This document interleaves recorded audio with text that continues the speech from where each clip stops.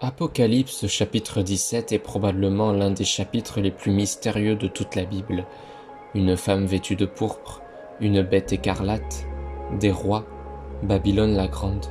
Quand beaucoup lisent ce passage, ils ressentent à la fois fascination et inquiétude. Qui est cette femme? Que représente Babylone? Pourquoi cette vision semble-t-elle aussi puissante et inquiétante?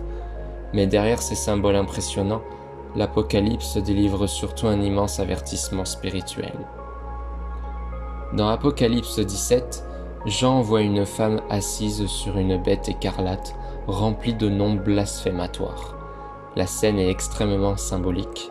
La femme apparaît richement vêtue, couverte d'or et de pierres précieuses, puissante, séduisante et appelée Babylone la Grande. Elle semble exercer une influence immense. La bête, elle, représente un pouvoir opposé à Dieu, un système rebelle, une puissance qui domine et séduit le monde. L'Apocalypse utilise ici un langage rempli d'images fortes.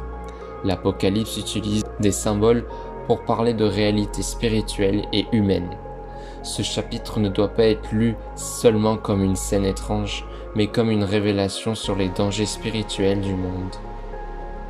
Quand on entend Babylone, beaucoup pensent immédiatement à l'ancienne ville historique, mais dans l'Apocalypse, Babylone représente probablement bien plus qu'une simple ville.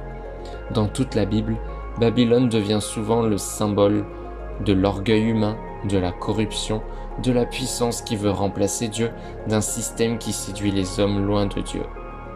Déjà dans la Genèse, avec la tour de Babel, l'humanité voulait s'élever sans Dieu. Et dans Apocalypse 17, cette idée revient sous une forme encore plus puissante. Babylone représente tout ce qui attire l'homme loin de Dieu. Ce n'est pas seulement une question politique, c'est aussi une réalité spirituelle. Ce qui frappe dans ce chapitre, c'est que Babylone semble extrêmement forte. Elle influence les nations, elle impressionne le monde, elle paraît presque intouchable. Mais l'Apocalypse montre ensuite quelque chose d'étonnant. Les puissances finissent par se détruire entre elles, la domination de Babylone ne dure pas éternellement, le mal paraît puissant, mais il finit toujours par s'effondrer. C'est une idée centrale dans toute l'Apocalypse. Les empires passent, les systèmes humains tombent, les puissances du monde changent, mais Dieu reste souverain. Ce chapitre fait peur à beaucoup de personnes, mais pas seulement à cause des symboles étranges. Le vrai danger dans Apocalypse 17, ce n'est pas uniquement la violence, c'est la séduction spirituelle.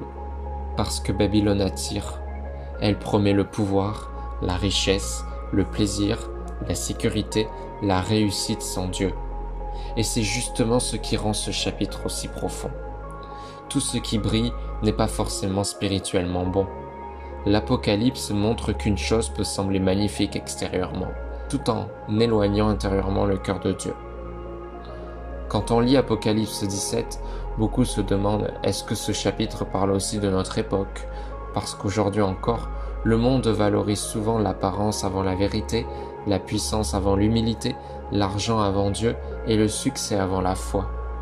L'Apocalypse pousse donc chacun à réfléchir. Qu'est-ce qui influence réellement mon cœur? Qu'est-ce que j'admire le plus? Est-ce que certaines choses prennent la place de Dieu dans ma vie? Le plus grand danger spirituel n'est pas toujours évident. Il peut aussi être séduisant. Mais malgré toute l'intensité du chapitre, Apocalypse 17 donne aussi une immense espérance. Ils combattront l'agneau et l'agneau les vaincra. Apocalypse chapitre 17 au verset 14. C'est l'un des passages les plus puissants du chapitre. Malgré le chaos, malgré les puissances du monde, malgré la séduction spirituelle, le Christ reste victorieux. L'Apocalypse n'annonce pas seulement des jugements, elle annonce aussi une victoire. Le mal a une limite, et l'agneau, c'est-à-dire Jésus-Christ, reste au-dessus de tout. Apocalypse 17 est surtout un avertissement spirituel. Le chapitre appelle les croyants à rester vigilants, à ne pas se laisser séduire, à ne pas remplacer Dieu par les choses du monde, à garder un cœur fidèle. Parce que parfois, ce qui éloigne de Dieu ne semble pas forcément mauvais au premier regard. La fidélité à Dieu demande du discernement.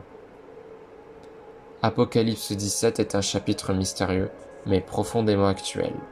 Il rappelle que certaines puissances du monde peuvent sembler impressionnantes, mais elles restent temporaires. Et surtout, il nous avertit de ne pas laisser notre cœur être séduit par ce qui nous éloigne de Dieu. Même dans les temps troublés, Dieu reste souverain, le mal ne gagne pas à la fin, et l'agneau triomphe. Merci d'avoir suivi cette vidéo. Si tu veux découvrir d'autres prophéties bibliques expliquées simplement, abonne-toi à la chaîne et n'hésite pas à me dire en commentaire que penses-tu que représente Babylone aujourd'hui et quel symbole de l'Apocalypse te paraît le plus mystérieux. À très vite sur le rocher.